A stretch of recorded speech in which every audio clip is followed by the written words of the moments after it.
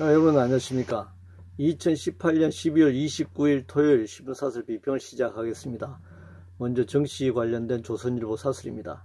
2018년 정시 10년만 최악 폐장, 최저 지표들만 풍년을 이뤘다라는 제목의 사설에서 여러가지 요인이 있지만 노동공공개혁, 규제혁신이 거꾸로 갔고 소득주도 성장 정책의 실패가 주요 원인이다 이렇게 지적하고 있네요. 1919년 세계 대공황 전날까지도 금융 전문가들이 이를 예측하지 못했습니다. 주식시장의 변동은 실물 경제 상황의 변동도 있지만 오늘날 거품으로 계속 확대되고 있는 금융시장의 변동이 정시에 굉장한 영향을 미치죠. 금리 변동이라든가 말이죠. 그런데 이 조선일보 사설은 여러 요인이란 말을 그냥 이렇게 스쳐갔고 여러 요인을 구체적으로 핵심적 요인을 지적하지 않고 있습니다. 그러면서 노동, 공공, 규제가 안 돼서 그렇다 이렇게 지금 얘기하고 있는데, 그러면서 문재인 정부 소득주도 성장 정책도 비판하고 있습니다. 사실은 본질을 외면한 그런 비판이고 지적이죠. 특히 자본주의 체제의 순환적 변동에 대해서는 얘기하지 않고 있습니다. 산업안정과 관련해서 조선일보는 이래서 한국에서 사업하겠다는 사람 나오겠다라는 제목의 사설에서 김용균법, 소위 김용균법, 산업안전보건법 개정안 통과에 대해서 비판하고 있고, 유급휴일, 최저임금 유급휴일 시행령의 노동시간을 인정하는 부분, 그것도 비판하고 있습니다. 한국경신문은 여론에 떠밀려 졸속입법, 남발, 이런 국회 안 된다라는 제목의 사설에서 위험한 작업의 사내 도급과 하도급이 원칙적으로 금지되며 원청업체의 책임 범위가 모든 사업장으로 확대되어서 기업 억압법이다 이렇게 비판하고 있습니다. 그런데 산업안전법, 산안법 개정안이 통과됐지만 구조적인 문제 해결될 가능성은 없습니다. 죽음의 외주어가 사라졌거나 공기업의 비정규직, 김용균님처럼 공기업의 하청 노동자, 비정규직 노동자로 위험에 내몰리고 있는 그런 작업 조건이 변할 가능성도 없습니다. 처벌이 늘어난 것처럼 보이지만 하한선이었기 때문에 실효성이 없죠. 사망 사고의 경우에 1억 이하 벌금을 10억 이하 이렇게 올렸다고 하더라도 그 하한선이었기 때문에 의미가 없는 것이죠. 7년 이하 징역을 10년 이하 징역을 했다고 하더라도 역시 하한선이 정해져 있지 않으면 별로 실효성이 없는 겁니다. 지금 유럽처럼 기업살인법이 제정되고 이 산업안전보건법 26조가 규정하고 있는 작업중지권이 실질적으로 작동해야지만 위험이 사라질 수 있는 것이죠. 세계 1위의 산재 사망률, 지금 산안법 개정으로 줄어들 가능성은 크게 없어 보인다 이렇게 생각합니다. 탈원전 관련해서 한국경신문은 탈원전 전기료 폭등 엉터리 통계로 감춘 경위를 밝혀야 한다라는 제목의 사설에서 탈원전을 추진해도 전기요금 인상폭이 미미할 것이란 정부 계산법 근거가 허술한 통계로 과소추계됐다 이렇게 비판하고 있는데, 숫자 노름에 일희일비할 문제는 아니죠. 통계는 마술이고 통계는 정치다 그런 얘기 했지 않습니까? 통계는 작성자의 의도나 방법에 따라 얼마든지 다른 결론을 도출할 수가 있습니다. 문제는 탈원전이 전기료가 오르느냐 내리느냐 그런 문제가 아니라 인류에게 위험과 재앙을 가져올 것이기 때문에 원전 자체가, 그래서 탈원전을 지금 얘기하고 있는 것이죠. 미국, 러시아, 일본 등 지구상에서 가장 기술이 발전한 나라에서 원전 폭발 사고로 인한 재앙이 일어났고, 전 세계적으로 원전은 지금 사양 산업이 되고 있는데, 유독 동아시아 지역에서 중국, 일본, 한국 이런 나라들이 원전에 계속 집중하면서, 특히 한국의 핵마표를 중심으로 하는 원전을 계속 가동해야 한다라고 하는 그런 입장에서 계속 전기료 문제를 지금 얘기하고 있습니다. 그러나 원전은 전기료만의 문제를 얘기할 수는 없는 것입니다. 사용료 해결료, 핵쓰레기가 방사능이 완전 반감기를 거쳐서 사라질 때까지 10만 년을 보관해야 하고, 후쿠시마 원전 폭발 사고에서도 보듯이 지금 오염수가 지금 넘쳐서 이걸 어떻게 처리해야 될지 지금 고심하고 있는 것 아니겠습니까? 이런 사고 발생 시에 방사능 비폭은 물론이고 이걸 제거하는 작업에서의 천문학적 비용이 들어가기 때문에 전기로만 딱 떼어넣어서 얘기할 수 있는 문제는 아니다 이렇게 생각합니다. 최저임금과 관련해서 한국경신문은 자영업자, 경비원, 저신용자, 벼락 내모는 약자 보호 정책이라는 비판을 하고 있네요. 최저임금 인상이 강행되자 입주자들이 경비원을 감축하고 있다 이렇게 비판하고 있습니다. 매일경신문은 최저임금 주휴시간 폭탄, 차산업의 비명이라면서 역시 최저임금 인상과 또 주휴시간을 원노동시간으로 이렇게 산입시키는 데 대해서 비판하고 있습니다. 당연히 최저임금이 오르면 이를 부담해야 할 입장에 있는 사람들은 부담을 느끼거나 당연히 반대하겠죠. 그러면 자영업자가 최저임금이 오르면 당연히 반대할 겁니다. 그러면 자영업자가 특히 식당에서 음식 가격을 올리면 소비자가 그럼 좋아합니까? 소비자가 또 반대하겠죠. 그러나 그 음식값을 올릴 수밖에 없는 상황이 되면 또 올리는 것이죠. 입주자들 중에 기업가가 있다면 자신의 물건 가격은 필요하면 올려야 된다고 주장하지 않겠습니까? 그럼 만약에 입주자들 중에서 노동자가 있다면 그 노동자 자기 직장에서 임금을 올려야 된다고 주장할 것이고 또 만약에 임금을 깎는다면 반대하겠죠. 그러면 경비 노동자가 생계비가 올라가야 한다는 것, 저임금에서 임금이 올라가야 한다는 것을 왜 반대하죠? 자동차 산업이 최저임금 인상으로 비용 부담이 늘어난다.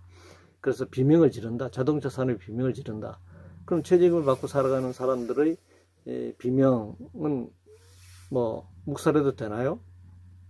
다 이해관계가 충돌되는 것이고 그것은 서로 조정돼야 합니다. 과연 그것이 최저임금 인상이 소상공인과 자영업자들의 부담이 된다는 이유만으로 반대할 것이 아니라 우리 사회의 형평성과 관련해서 분배와 관련해서 재벌, 대기업, 프랜차이즈 이런 부자들에게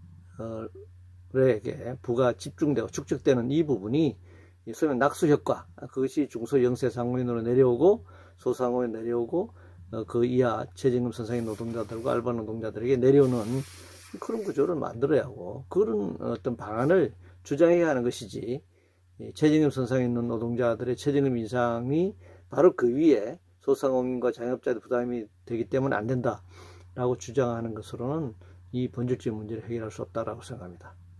한반도 비핵화 관련해서 조선일보는 북한 문재인의 비핵화 약속했던 2020년까지 핵탄두 100개 만든다는데 라는 제목을 사설해서 미국 MBC 방송이 미국과 영국의 전문가 말을 인용한 것을 지금 제목으로 뽑았네요. 세상에 외교, 군사, 핵 전문가가 얼마나 많은데 미국과 영국의 전문가 말을 인용, 그건 누군지, 어떤 전문가의 어느 정도인지 이런 것 없이 그냥 이렇게 일방적으로 지금 보도를 하고 있습니다. 북핵 폐기를 주장하는 미국이 왜 이스라엘, 파키스탄, 인도의 핵 보유는 묵인하고 있죠? 이런 것도 물어야 되겠죠. 근데 지금 한반도 비핵화 관련해서 북핵 폐기 협상에서 핵이 몇 개냐, 북한이 핵을 몇 개 가지고 있냐, 이게 지금 숫자가 중요한 것이 아니잖아요. 한반도 비핵화를 위한 북핵 폐기에 있어서 이 빅딜, 북미 간 협상의 빅딜이 북핵 폐기와 미국의 대북 제재, 종전선언 이런 빅딜의 협상의 가능성 아니면 이 빅딜 협상의 시기와 방법 이런 것들이 중요한 것이지 핵이 100개라서 문제다 이런 건 아니잖아요. 그러면 미국이 러시아는 7, 8천 개를 가지고 미국도 한 5, 6천 개를 가지고 있는데 그러면 그것은 미국은 가지고 있는데 왜 북한은 가지면 안 되냐 이렇게 협상하면 지금 한반도 비핵화가 한 발도 진전이 안 되겠죠. 그래서 북한이 100개를 가지면 안 되고 10개를 가지면 된다 이런 것도 아니잖아요. 그러면 10개를 가지면 안 되고 1개를 가지면 된다 이런 것도 아니잖아요. 그래서 이게 지금 느닷없이 핵탄두 100개 이걸 들고 나와가지고 지금 한반도 비핵화 문제에 있어서의 북한에게만 책임을 돌리는 그런 방식으로는 한반도 비핵화 문제 해결될 가능성이 없다 이렇게 생각합니다. 괴롭힘과 관련해서 중앙일보는 직장 내 괴롭힘은 범죄다. 굉장히 옳은 말입니다. 그동안 갑질로 표현해 왔는데 당연히 위력에 의한 범죄이죠. 방위비 분담금 관련해서 중앙일보는 한미 방위 분담금 동맹 정신으로 풀으라는 제목의 사설에서 트럼프 안보 무임성 차론을 비판하고 있고, 또 동맹으로 북핵 위협에 대비해야 하고 협상 결렬된 주한미군 감축도 우려된다 이렇게 지적하고 있습니다. 동아일보는 방위비 분담금 1년짜리 협정 맺자는 미 요구 동맹 갈등만 키운다. 동아일보는 미국의 이 협상안에 대해서 좀 비판적인 사설을 썼네요. 근데 먼저 이 주한미군 주둔 비용, 주한미군 주둔 비용은 주둔군 지휘협정 소파 협정의 위반입니다.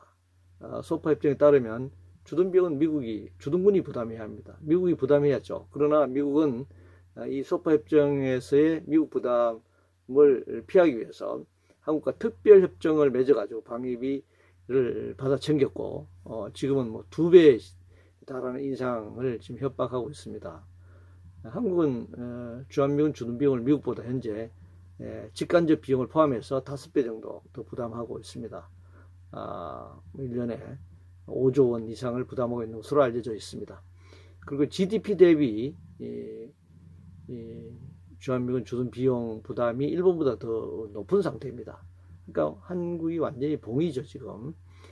불평등한 한미 상호 방위 조약이나 불평등한 소파 협정도 문제지만 한미 동맹을 헌법보다 우위에 놓고 신주처럼 모시는 이 종속적인 친미 태도, 이것이 더 문제다 이렇게 얘기할 수 있습니다.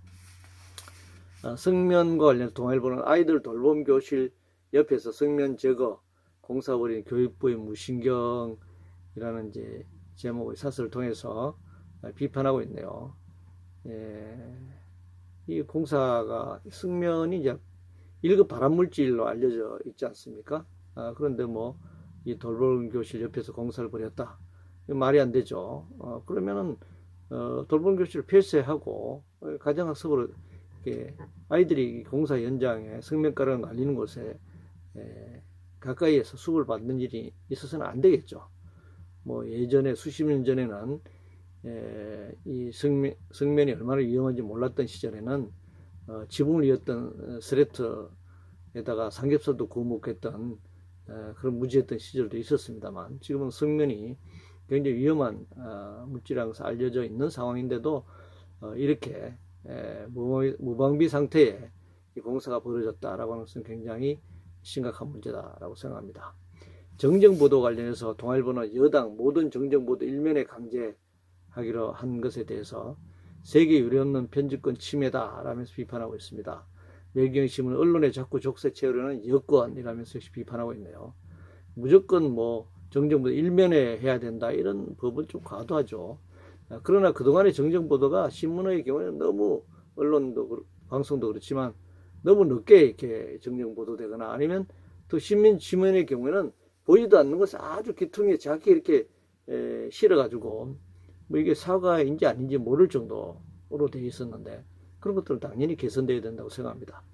투자와 관련해서 매일경신문은 새해는 꼭 투자 절벽을 넘게 기업 기부터 살려라 라는 제목의 사설에서 미중 무역 갈등, 보호무역주의 확산, 급격한 최저임금 인상, 근로시간 단축 등으로 사면 초과에 빠져 있다 이렇게 비판하고 있습니다. 무역 문제가 사실은 그 핵심이죠. 무역이 잘 안 되면 우리나라가 수출 주도형 경제 성장을 해온 나라인데, 무역에 뭐 제동이 걸리면 투자가 굉장히 어려워지는 건 사실입니다. 그런데 그 무역 문제도 단순히 미중 무역 갈등, 뭐 보호무역주의로만 설명할 수는 없고, 자본주의 이 공황적 위기가 세계 경제 침체를 쭉 지속시키고 있는 점, 이런 점을 주요하게 바라봐야 한다고 생각합니다. 그런데 뭐 그런 본질적인 문제보다는 뭐 최저임금이라든가 노동시간 뭐 이런 문제를 이제 들고 나왔는데, 최저임금이 우리나라 OECD 국가 평균에 미치지 못하는 나라죠, 여전히. 그리고 노동시간은 세계 사실 최장시간 노동국가이잖아요. 주 52시간으로 단축한 것이 아니라 법정 노동시간이 주 40시간인데 주 52시간으로 사실 연장된 겁니다. 그런데 탄력 근로제 확대 실시를 통해서 주 64시간, 뭐 68시간 이렇게 시키겠다라는 지금 주장을 하고 있는 것인데, 그런 것 때문에 뭐 투자가 어렵다, 라고 하는 것은 말이 안 되는 주장이다. 이렇게 얘기할 수 있습니다. 이상으로 2018년 12월 29일 토요일 신문사설 비평을 모두 마치겠습니다.